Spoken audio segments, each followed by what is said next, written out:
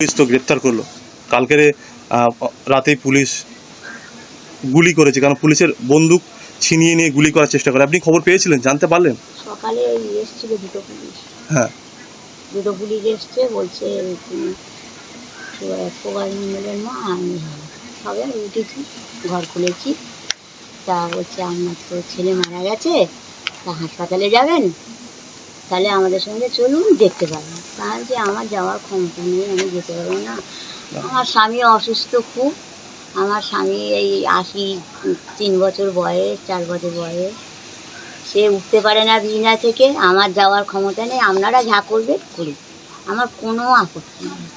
এই যে আপনার ছেলে মারা গেছে বা গুলিতে পুলিশের, কি বলবেন? কি বলবো, যেরকম কর্ম করেছে সে সেরকম সাজা পেয়েছে। আচ্ছা, আর আমার কিছু তো বলার নেই। ছেলের দেহ নেবেন? না, আমি নেব না, আর আমি আনবো না, আমি কিছু করবো না। কেন কেন নেবেন না? না, নেব না, আমার সে ক্ষমতা নেই।